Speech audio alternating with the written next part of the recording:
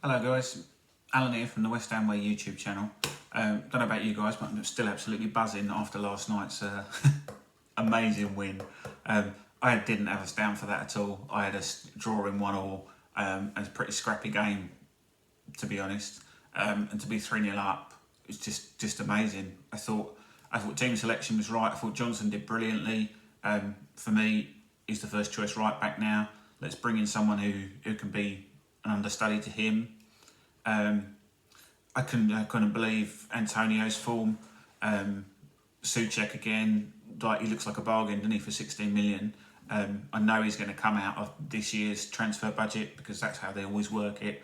But 16 million, crikey, he probably looks about £30 million player, doesn't he? I thought Bowen was brilliant again. Rice's goal was absolutely fabulous.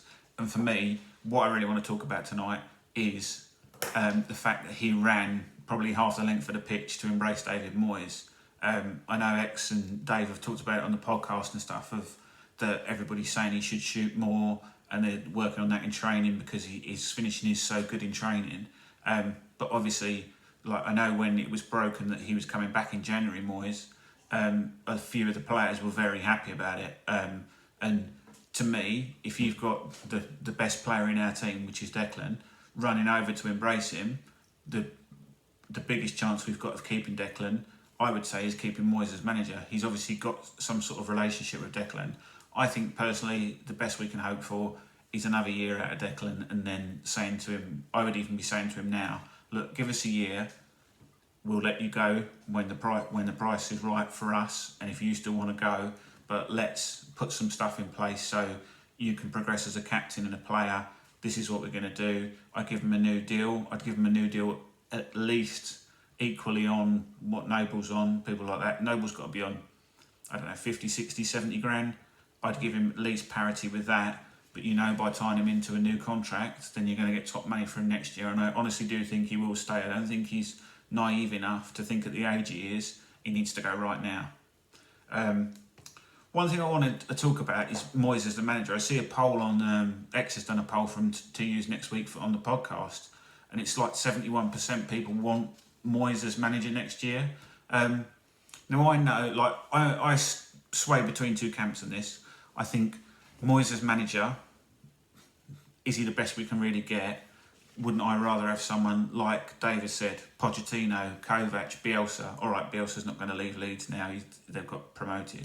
But then I think, on the other hand, all I ever hear from people is our club's run like a circus. We've got no director of football, we've got no scouting team, and everything else. Why would any of these people want to look at us? I know Dave says, we're a sleeping giant and it's a perfect project, but these people aren't stupid. They know what they're coming into, and they know, yeah, we were sold a dream and given a nightmare with leaving Upton Park and coming to the London Stadium, world-class team, world-class stadium. We've got neither of those. That's gone now. We've just got to get over it. We can't keep going over the same things about, we should have never left Upton Park. We shouldn't, but this is where we are now. We're not going to have massive transfer budgets. X has already said about the effect of COVID and stuff. If we're not going back into stadiums until at least October, and I think what they're talking about is like 25% capacity, we're probably talking middle of January, I would think, before we can even look at full stadiums. And the match day revenue and stuff like that, and the commercial sales will go through the floor. So it's not going to be an easy ride for us at all. Whoever we bought in isn't going to have loads of money. He's going to be told, you need to sell what you've got here and then you can reinvest. But I can't see anybody of like a Kovac, Bielsa, Pochettino, anything like that, coming in and saying, oh yeah, I'll do that, knowing exactly what the owners are like. These are people that approached Martin O'Neill to be manager when we still had a manager in place. People, like, managers in the game know what these people are like. And we know, X said before, everybody bar Declan Rice is up for sale this summer. Obviously, if a stupid offer came in, I'm sure they would take it for Declan Rice. I'd hope he'd want to stay and give us another year, like I said. But if everybody is available for sale because there is no money to put in, Souček's already going to come out of the summer's budget. We know, like I said, we know how it works.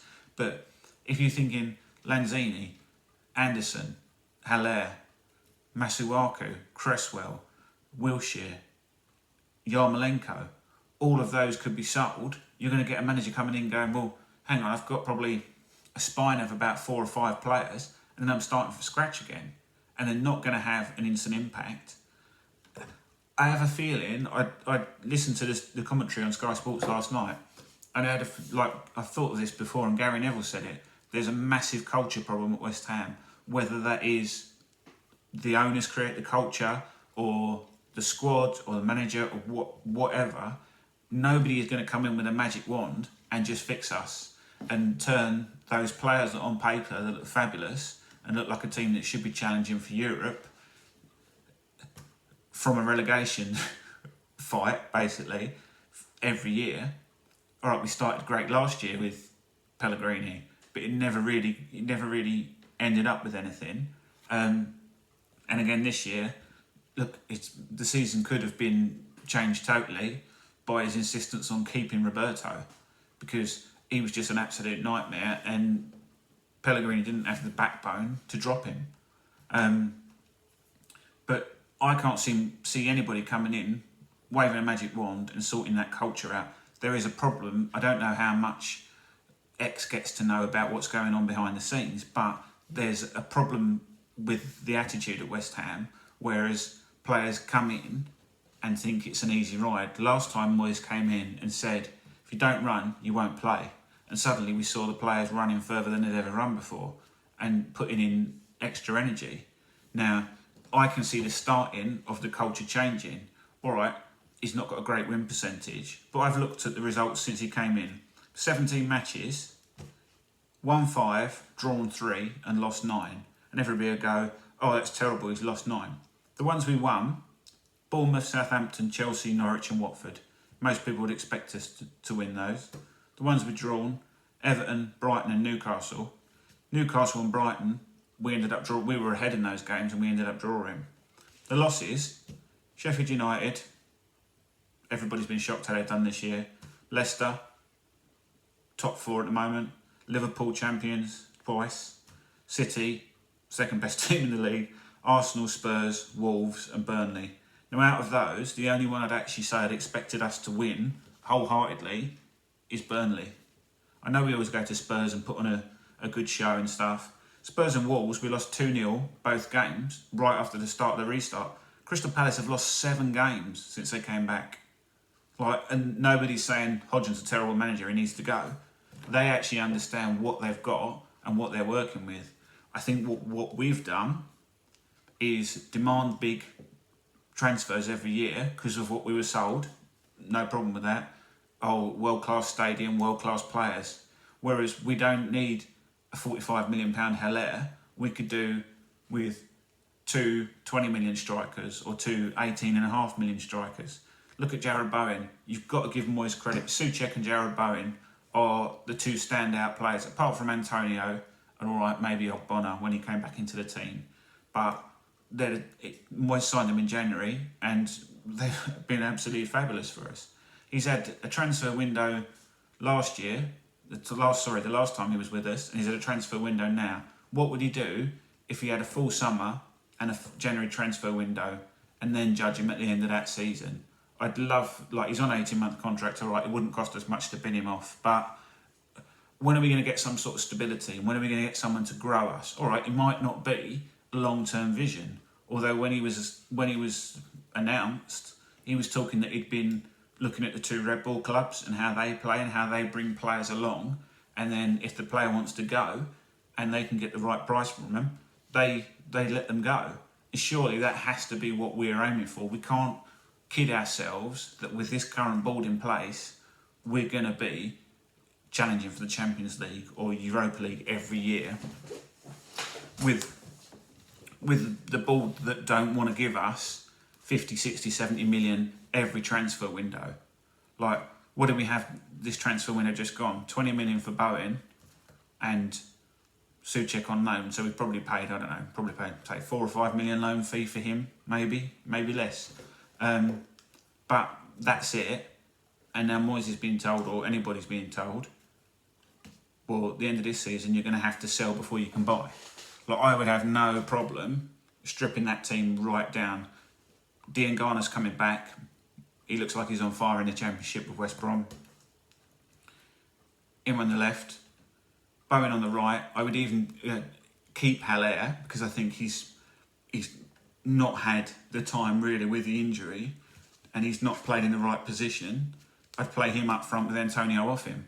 I don't know who's worked with Antonio. I don't know if it's Kevin Nolan or Moyes or the backroom team or what, but Antonio looks like he has gone from a guy that you thought, God, I don't know what he's going to do next, and I don't think he knows even sometimes, to somebody who's got total control of the football now, and every time he gets the ball, he looks like he's going to score.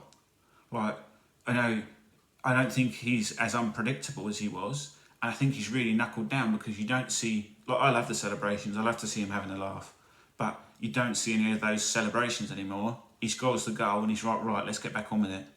It's almost like they've really knuckled down and they know what it's about now and they know where they're going. Just a point on where we realistically are hoping for, like, starting next season. I'm not worried about this season. In my mind, we're safe. All right, we're not mathematically safe, but we've got 10 better goal difference than Watford, 12 better than Bournemouth, and 14 better than Villa. I can't see us, touch wood, getting a tank in at United. It would take for us to be beaten 6-0 or something stupid by United and Watford, Bournemouth or Villa to have that equal swing to even go into the last game of the season with some sort of hope of us going down. I just can't see it. But for next year, I've looked at the table and I thought, where are you realistically challenging? Well, Liverpool, Man City, Chelsea, Leicester, Man U, Spurs, Wolves and Arsenal, I would say, have all got better squads and better culture, if I go back to that term again, than us, and perform better on the pitch. Then you've got another group of Everton, Burnley, Sheffield United, Southampton and Newcastle. That's the group I would be targeting us coming top of. If we can break into the 1, 2, 3, 4, 5, 6, 7, top 8, brilliant. But Arsenal are going to be rejuvenated under Arteta. Spurs will always be hard to beat under Mourinho. Man United are resurgent, aren't they? Leicester, all right, they've had a bit of a wobble, but they're still going to be in and around the top 6. Chelsea, Lampard's now got unlimited money to spend. And Man City and Liverpool, you don't even need to talk about them. But I would be quite happy looking for us to be a top 10 finish next year. I don't even bring into conversation about the cups and stuff, because we never seem to have a West Ham manager who can actually take the cup seriously and get us to sort of a quarter-final or a semi-final. I would much rather have a decent team in the league and not this every year relegation, aren't we, on the head.